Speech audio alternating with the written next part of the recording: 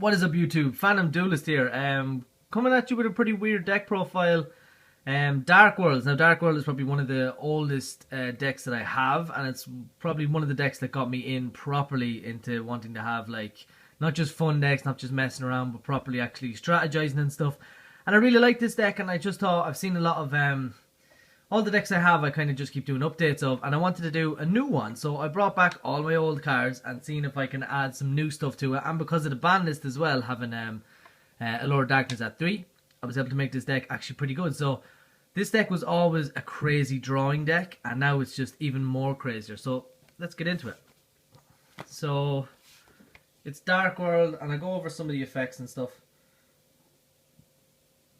So first off, we're going to run 3 Grapha. Now Grapha is your boss of the deck, is amazing.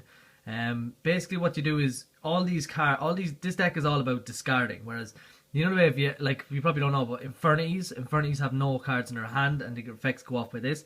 But Dark Worlds are discarding. Light Sworns are milling, so this is kind of engine of the deck kind of thing, what it does. So basically if this card is discarded, you can destroy one card your opponent controls.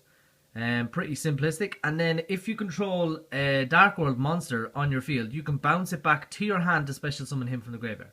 Now obviously cards like Necro Valley and all that kind of stuff destroy this deck completely, and probably a huge reason why it stopped being kind of competitive and stuff. Next we run 3 Malefic Stardust Dragon, because you want to run the rank A kind of spammy deck part. And this and Grapha just make it amazing. You can go very fast into rank 8s and stuff, and Malefic Stardust just seems to work out great for me, as well as discard fodder for other things like trading. Next I run 3 Snow.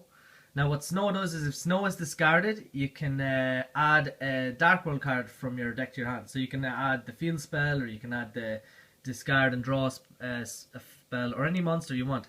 It's just if you need to get that graph in your hand. So it's really good.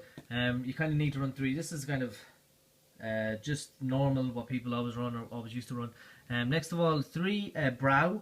So in case you haven't noticed, they're all kind of colours. So Brow is pretty simple. Brow is discard a card and draw a card. So a lot of the cards are like discard a card, draw a card, and then if you discard him, you draw 2 cards. So you're going plus, which is actually really nice, or kind of not losing any advantage. Next, kind of a different-ish build. I'm running 2 Silva. Silva used to be an amazing card. Basically what you do is you discard him and special summon him. So he's level 5 and pairs off really well with Fabled Raven. So Fabled Raven is a tuner that can discard a card in your hand and gain a level, and then gain attack points also. So a big play what you do is you can discard Silva to special summon Silva, and then this becomes a level 3. This is a 5, and then you rank or synchro for level 8. So pretty easily done. Next we run the 1 Beige. So what Beige does is Beige can just loop a Grapha. I remember back in the day you used to be able to just like discard this and summon Grapha from the graveyard, and then summon it normally and summon another Grapha. So you have 2 Graphas on the field. Just really good. It's like you can use your normal summon and you can discard and special summon. You can do the same with Silva. And then 1 Tour Guide for the Brown. It's kind of easy. You could run Scarm and stuff, but I don't really like to run Scarm because you have to wait till the end phase. This deck's just too fast for that. Yeah, so the next is the field spell. Now I'm not running Terraforming, but it's only because this deck runs so fast into the cards. I probably should run Terraforming. I'll think about what to get rid of it for it. But this is Gates of the Dark World, so basically it makes Grapha a 3000 beater.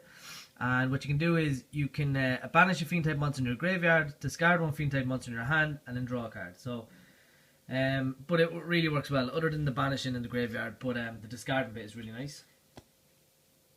Next, your 3 draw cards is Dark World Dealings. So it's basically discard a card, draw a card, which is really nice. I think the artwork's pretty cool.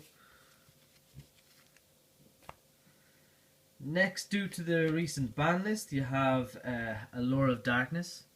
So you run 3 of them now, which is only fair. I mean, Allure of Darkness wasn't destroying anyone, and this just helps the deck so much.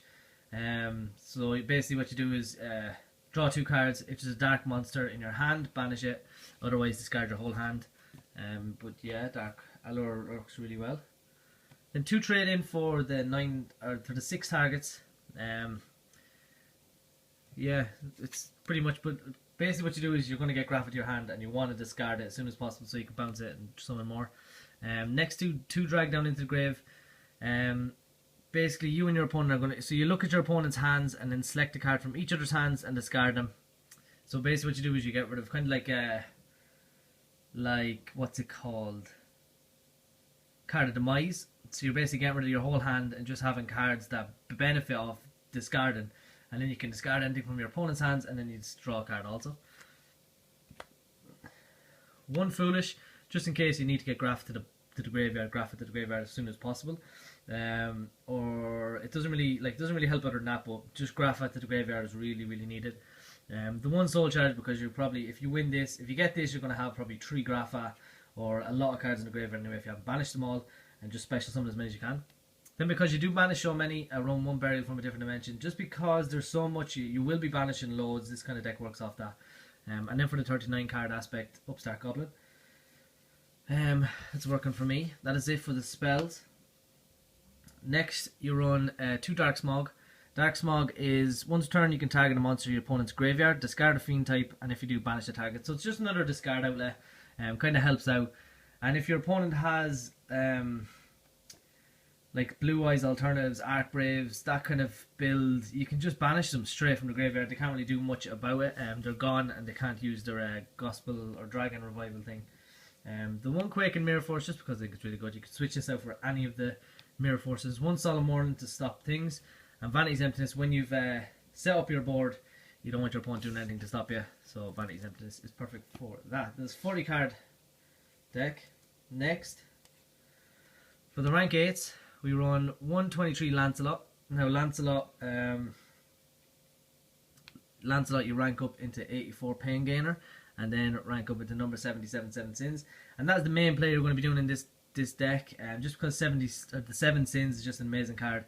It's dark and it kind of just helps this deck out so much. It's kind of needed as well. Just a really good card.